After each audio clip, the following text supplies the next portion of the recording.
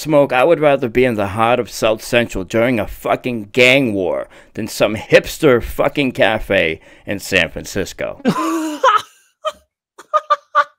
In the heart of South Central, wearing blue and red. This is the funniest podcast I've done.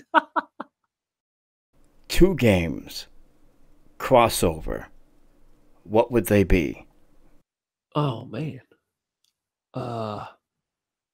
Oh, geez, I'll have to think about this one. Oh, yeah. You go. You go first. Splinter Cell meets Metal Gear. And it's a co-op experience. One guy is playing as Sam Fisher, the other guy is playing as Snake. You're both playing the same game, but in a sense, they are 2 completely different games. In other words, I'm exploring certain areas that are exclusive to my end of the gameplay, and the same goes for you. Example, you're in, say, South America. I'm somewhere in Mexico. We're interacting with different NPCs. We are having totally different narratives when it comes to story, but our worlds will collide when there are missions to do. Let's just use Intel as an example. We're at the same area now, and we're both trying to acquire the same intel, overcoming the same obstacles, using gadgets and things like that, which are exclusive to our characters, okay? Once you're done with these missions, we both now go back to our headquarters or wherever it may be. But we're interacting with different NPCs, we're having a different experience, a different narrative. And this game will also be dynamic, where the more intel you're able to acquire, the more missions you complete, the better suited you will be for the end game. You got me? So it's like you're acquiring all this intel, you're acquiring all these different gadgets or whatever. And at the end of the game, when you're both trying to tackle the same mission, the person that has been more successful up until that point will be better prepared. By the way, I dropped the mic. Nice. By your feet. Yeah, yep. I can't do... I might as well, leave now. You've done it. In fact, I think you could actually apply the same thing to, say, a Tomb Raider and Uncharted crossover, where you're on different ends of the world playing a different experience after the same treasure, and you only see each other when you're doing these missions. That's when both your worlds, both your games collide. And of course, Nathan ends up banging Lara. That's cool. Now, that would be freaking cool, man. That would be interesting. Sounds really good, bro. You should ring them up. Ring the... be a game developer. Do you know why God of War is so good?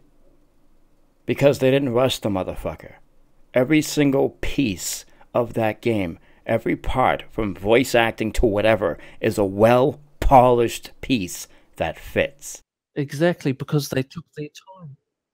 Yeah. These developers took their time to craft something that was worth playing, you know? Shows these other developers that, you don't need to do no more yearly releases, or you don't have to keep pushing out a game every year. You can make a product take as long as you need for it to grow and to expand, and and you'll reap what you sow.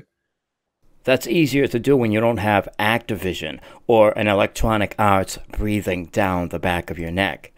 Red Dead 2 thoughts? I was hoping for gameplay, but, another story trailer, which was cool. I mean, it looked a lot more serious, or it had like a serious tone. I don't know how you felt about it, but I thought, oh yeah, this is pretty cool. But again, I mean, the game, they've just taken so long to, bring it out. It's like, bro, just tell me when the game's ready and I'll go grab it. That's where I'm at. I agree, and as much as I appreciate how Rockstar usually goes about things, how they don't hype their stuff up to ridiculous levels, how they show you stuff when it's actually ready, however, I think sometimes that can backfire a little bit. I'm not as excited as, say, a couple of years ago, and that's not a bad thing. It's just that, I don't know. Just a tad concerned because, as you know, Shark Cards, very successful. They made a ton of money with their online stuff, with GTA Online. I'm a bit concerned that some of the delays for Red Dead had something to do with that they're trying to recapture that same kind of pipeline of cash constantly coming in, and maybe, just maybe, they restructure the game a little bit. I'm not sure how big their team is. I'm assuming that it's big enough to task both single and multiplayer, but the reality is, if you're focusing on one thing opposed to two things, you can put more TLC care and attention into that one thing. So that's the only thing that concerns me, and it's not a big concern. I'm more than likely going to snag it no matter what. Yeah, but that hype, it's just sort of...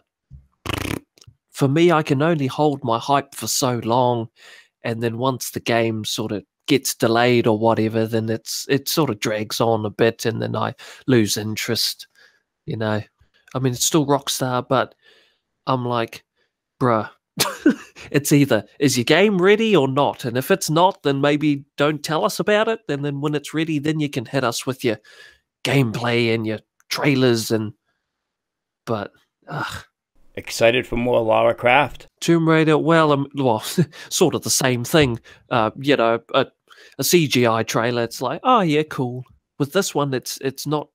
I think they swapped the developers around. Is it Eidos Montreal? Are they the people doing this third installment? I believe so. And if that's the case, I think those are the same people that do Dos Ex. Ah, I think you might be right. I really liked the first one. How about you?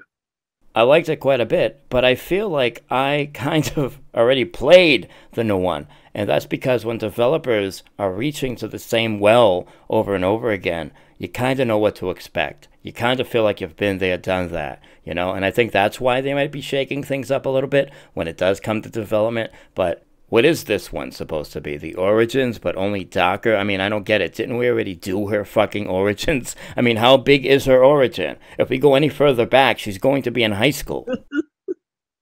Bro, it's been like the same thing. It's like, here's Tomb Raider, and she becomes here's Lara becoming the Tomb Raider, and this was in the first one. And then the second one is like Rise. It's like Rise of the Tomb Raider, and I'm like, well, didn't she rise in the first one? I thought that was her rising because she gets her dual pistols at the end, but then her dual pistols, you don't see them in the second one, and I don't know. She let Agent 47 borrow them. I'm still interested in the Tomb Raider. I mean, you know, I did like the first one. The second one, Rise, that was all right, but I think they might have fumbled. I didn't quite like the story. I thought it was a bit, I don't know, they could have done better with the story of the second one, but I mean, we'll see how this one goes. But as for September, like, bro, you've got your Spider-Man coming. I think Spyro comes out. Very excited to play the Spyro, man. And then after that, of course, Red Dead in October. So I don't know. I think for me, I'm still interested in Shadow, but I don't know if I'll buy it like day one. It's a new development team, so I mean, I don't know if they'll be able to do something new with it or improve on the story and the gameplay and see how they can change it up. But I don't know. I'm a bit worried. Yeah, just a little bit. Speaking of treasure hunting franchises, I think when it comes to Naughty Dog, you can say what you will, but at the very least, you can come to expect a quality product. They seem to be incredibly consistent. Yeah, bro. Plus, Naughty Dog have always been pretty much on point with their stories and that. They just seem to get better and better. Hey. Like, it's cool, especially with this God of War. Like, that really shows that single-player games are still relevant. Like, you know, even though you got the multiplayer and the always online and the microtransaction, but a lot of people, I mean, it is a popular thing. The online, like the Fortnites and the Overwatches, very popular. True, but I think when it comes to some of these games, they might be popular for, I don't want to say the wrong reasons, but I think quite a few people are playing them just because it's popular, just because everyone else is, because it's trendy. You know what I mean? One other reason why I think they are so popular is because Battle Royale games in general are pretty straightforward. Grab a gun, grab a backpack, and shoot each other in the face. The goal here is trying to do that quicker and better than everyone else. Straightforward games are usually more accessible. It also helps matters that Fortnite is actually free to download and play. So I don't think the hype is going to die down anytime soon for these games until the next thing starts to move in. And even then, I think Battle Royale will still be around. It's here to stay. But I think a lot of the popularity is due to a perfect storm of many different things, because I myself don't feel that the experience is all that compelling. I do think it's one of the more intense games when it comes to PvP, but other than that, it's a game I can certainly see myself playing on occasion, but not something I could play or commit to every single day. Fortnite, I mean, I did download it. I think I played a little bit of it, but I'm like, I'm good, and I uninstalled it. Yeah, not quite for me. Same with the Overwatch. I think I downloaded the demo or the open beta or whatever, played that. I'm like, oh, this is cool. Then the next day, just uninstalled it. I don't know. It's just for me. I know what I like, and that's I really like my single player story driven games, open world games. They're okay too, but yeah. What a sad state of affairs with Destiny 2. They can't even give the motherfucker away. I think they're actually including it this week in the Humble Bundle. I think it was on sale for like $8 a week ago. What a goddamn shame. This game had the world by the balls. Sky was the limit for this game. Greed. Greed will get you every single time. Instead of focusing on making wholesome, meaningful, enjoyable content, they want to try to figure out as many ways as possible that they can actually get in our fucking pockets when it comes to these microtransactions. That's sad.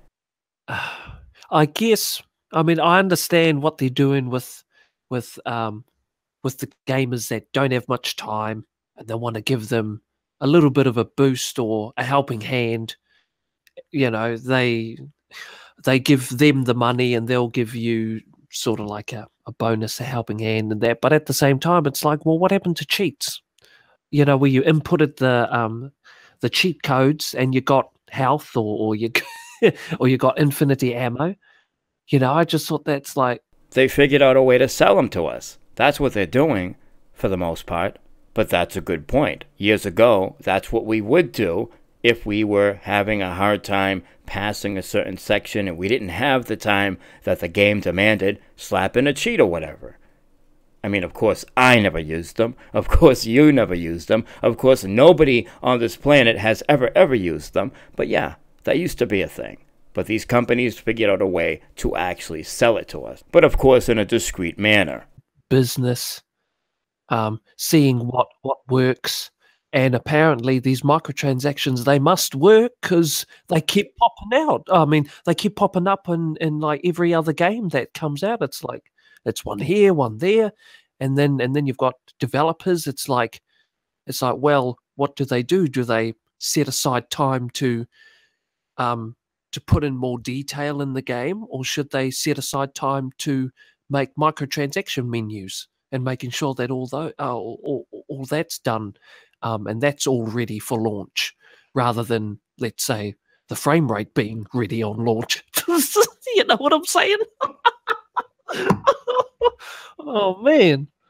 And I guess the answer is whatever makes them more money. There are currently no consequences for them putting out a shit broken game. There are, however, fiscal consequences. They won't make as much revenue if they're not jam-packing these games with microtransactions and things of that nature. And to be honest with you, I'm tired of people making excuses for it.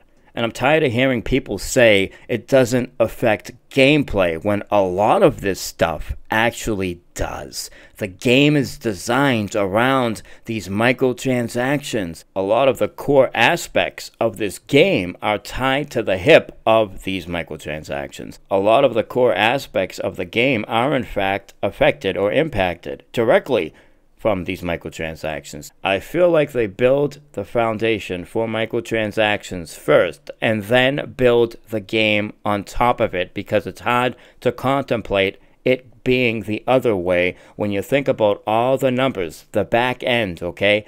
The gears, the actual system. I mean, here's an example. Usually, when you're trying to unlock the next loot crate or whatever it is, chest, right? It's usually based on your experience. So how can you look at me in the eyes with a straight face and say to me that it's not affecting gameplay when it very much is? Of course, they're going to want to entice you to buy a loot crate instead of waiting for it. And what would be the best way of doing that? Making sure you're not getting too much experience all at once, or making sure it's a slow process. So when they're fucking around with stuff on the back end, it's directly impacting your gameplay. So please don't say it doesn't impact your gameplay. At the end of the day, us as consumers, we have to vote with our wallets. You know, I think that's the best way to go about it. That's the problem. People are voting with their wallets. They're buying this shit. True that. They say that they want to, you know, help the consumers in that, and they're listening. You know, they say they're listening to us, but I mean, I don't know. I feel like that they've already moved on, and they're on to Destiny 3. The only one they're listening to is Activision. And what's that guy's name? DJ? He's a little fucking weasel. Bungie and their 10-year plan. Yeah, they had a plan, all right. They did say 10 years, didn't they? That's right, 10. And then, yeah, but the plan all along was to release multiple games. You see, the thing with Destiny is that I was really excited. I was actually quite excited for Destiny. I got the first game, played it, and wanted to throw up. I was like, huh? What's going on here? What's happening?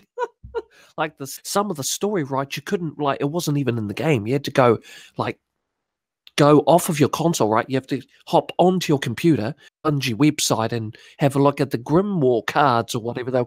Those cards were okay, but the thing that got me was, why weren't they in the game? Just put them in the game. Why do I have to go off? So they can generate a shit ton of traffic to their website. Exactly. Like, the gameplay was actually really good. I liked the gameplay and the first person shooting in that, and I was getting into the lore, but I don't know, they just... And that's another thing. When they say microtransactions do not affect gameplay, a lot of times we find ourselves playing certain modes or doing certain dungeons, doing certain raids that we might not want to be doing, but are doing because that's the quickest way to get the loot chest or the currency to buy them. Yeah, bro. Now, I feel you too, because, like, I mean, people... they spend hours and hours doing the raids. You know, they'll wake up early, they'll contact their friends to come, and they all get together, and they all spend time and hours to do these raids and that. For what purpose? The loot. You know? The epic drops and the legendary armor. All of that stuff. And the loot and the cosmetic items, that's a part of that gameplay. You know? I think they've just been able to catch on and be like, hey, these people are spending hours and hours on our stuff, bro. You know, let's flow with that, and let's, you know what I'm saying, make more levels and more raids and all of that to get people in. Doing stuff that, I mean, you're doing the same thing. Just shoot, reload, shoot, reload. Throw a grenade, shoot, reload. You know, it's but if the loot is there and they're enticed to get it, I mean, dude, you've got them. You know, you've got them, mate. I think it's quite clever, but yeah. I don't know, it's a bit sad how they're sort of going about it. You know, sort of like an exploit, almost. I just wished they would be a lot less deceiving and shady about it. You know what I mean? Just call it what it is. Yeah, no, bro. I'm on the same boat. It's like, bro, let's just cut the fat and just tell us what's what's what. I think a lot of people would appreciate. I mean, you still have people that'll be angry. It's like, oh well, but I mean, hey, at least they're honest. At least you can say, well, they're honest and they came up and said, look, $10. You want this? $10, $15. Be like, hey, oh well, cool.